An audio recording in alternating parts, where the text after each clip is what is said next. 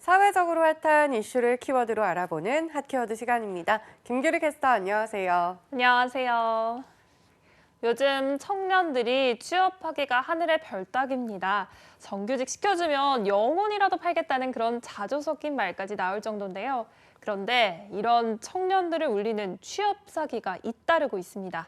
핫키워드에서 짚어봅니다.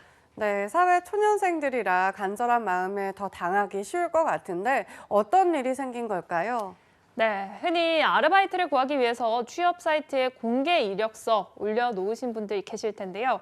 이걸 보고 연락 온 회사에서 이렇게 말합니다. 아웃소싱 업무를 하는 회사다. 간단히 누군가에게 서류를 전달하고 돈을 받아오기만 하면 일당 10만 원을 벌 수 있다고 설명합니다. 그렇다면 여러분은 어떻게 하시겠습니까? 네, 단순 서류 전달이라고 하니까 좋은 아르바이트다 이렇게 생각하고 솔깃한 마음이 될 것 같은데요. 네, 저도 솔깃할 것 같습니다. 그래서 이런 경우 사회초년생들은 곧장 오케이 외칩니다. 하지만 회사 사람들의 얼굴은 볼 수가 없었습니다. 회사의 모든 업무 지시는 SNS를 통해 이루어졌기 때문입니다. 아웃소싱 회사라고 하니 그런가 보다 하고 넘겼는데 알고 보니 간단한 일이란 게 바로 보이스피싱 현금을 수거해서 전달하는 일이었습니다. 네, 최근에는 보이스피싱과 관련해 전달책이라도 법적 책임이 커졌잖아요. 네, 그렇습니다. 그렇다 보니까 단순히 아르바이트를 하려던 게 졸지에 사기 혐의 피의자로까지 기소된 겁니다. 실제로 얼마 전에 공무원 시험을 준비한 29살 한 청년은 이런 일로 보이스피싱 공범으로 몰렸는데요.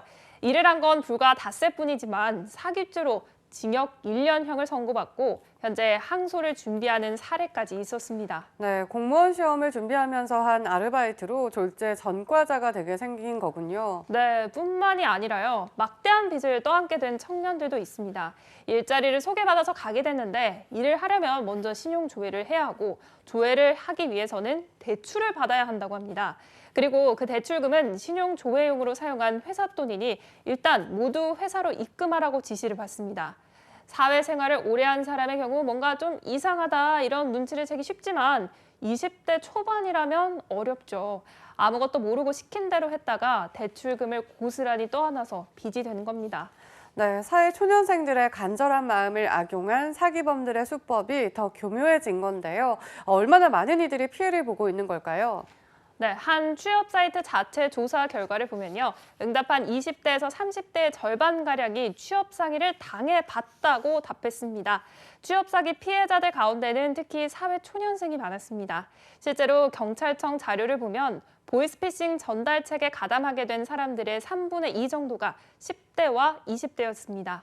대부분 SNS 광고와 구인구직 사이트를 통해서였습니다.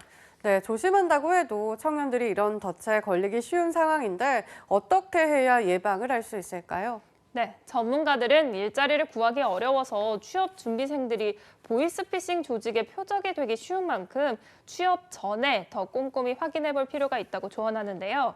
물론 취업 준비생 입장에서 확인이 쉽진 않겠지만 그래도 취업하기 전에 직접 회사를 가보고 꼼꼼하게 살펴보는 일이 필요하다는 거죠. 네, 무엇보다 다양한 보이스피싱 수법이 나오는 만큼 의심스러운 정황이 있다면 빠르게 주변에 도움을 청하는 일도 필요해 보입니다. 2021년이 저물어 갑니다. 한 해 잘 마무리하고 계십니까? 내년에는 더 알찬 고용 소식을 여러분께 전달해 드릴 수 있으면 좋겠다는 바람을 가져보도록 하겠습니다. 자, 지금까지 핫키워드 김규리 캐스터였습니다. 고맙습니다.